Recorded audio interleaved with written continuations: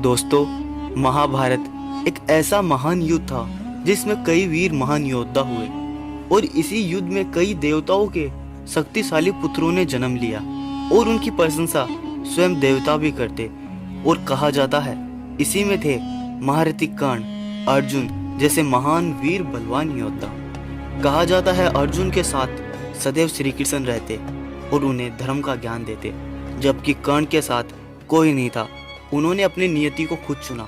इसी प्रकार महाभारत के युद्ध में उन दोनों के युद्ध कौशल की सदैव प्रशंसा की जाती है। दोनों महाप्रतापी योद्धा थे। दोनों के पास कई दिव्यास्त्र और कई शास्त्रों का ज्ञान था। दोनों ही योद्धा अपने अपने कौशल में महान पराक्रमी थे।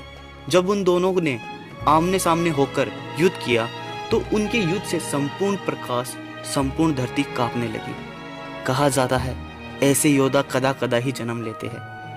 महाभारत की इस कहानी में पहलू आता है जब स्वयं श्री कृष्ण ने अर्जुन को कहा था, हे अर्जुन, अब जो तुमसे युद्ध करने आ रहा है वो तुम्हारा काल भी हो सकता है। ऐसे कहने पर अर्जुन स्वयं सोचने लग गए और श्री कृष्ण से कहा, हे माधव, आप किसकी बात कर रहे हो? जब श्री कृष्ण ने कहा, मैं किसी और की नहीं, उसी वीर योद्धा की बात कर रहा हूँ जिसके लिए तुम अभी भी यहाँ खड़े हो। हाँ, मैं बात कर रहा हूँ कर्ण की। कर्ण जैसा महान योद्धा, वही तुम्हें इस युद्ध में महान चुनौती देगा। श्री कृष्ण की यह बात सुनने के बाद सामने ही महारथी कर्ण आ चुके थे और कर्ण और अर्जुन में युद्ध प्रारंभ होता है। कर्ण के पास अवश्य ही उसके दिव्य कवच कुंडल नहीं रहे, किंतु भगवान परशुराम का विजयधारी विजय धनुष था।